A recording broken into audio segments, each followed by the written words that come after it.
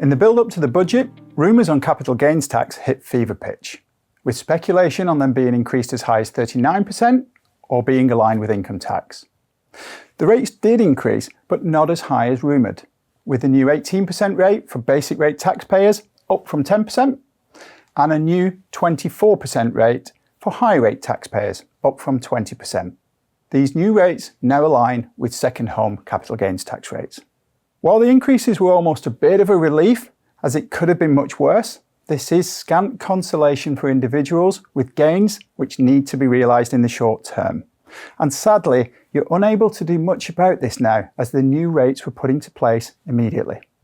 For business owners, there were also changes to business asset disposal relief, where rates on the first £1 million worth of gains from selling a qualifying business increased from 10% to 14% from April 2025, and then will increase again from 14% to 18% from April 2026. Any gains above the 1 million will be subject to the increased rates of 18% and 24% respectively, as per all other gains.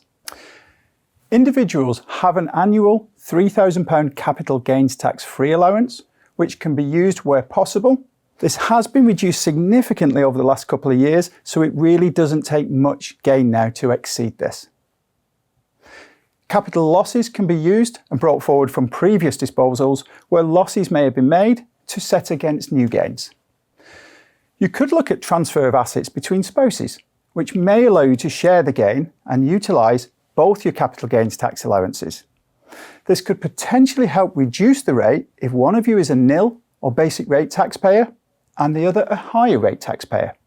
Just a word of caution, however, that the transfer to the spouse must be on an outright and unconditional basis. Make sure that you're maximising your ISAs, making the money within the ISAs capital gains tax free. And also maximise your pension contributions where possible, especially for your higher rate taxpayers, as this could not only reduce your income tax bill, but could also reduce the capital gains tax rate on the gain in the same year. This action is more relevant to individuals who are still earning and realising gains from share portfolios or properties.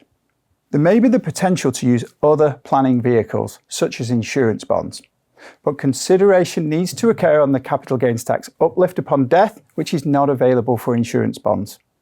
And as with any structures, they should be recommended where appropriate as part of a well-constructed wealth plan unique to you, and only recommended by a regulated financial advisor.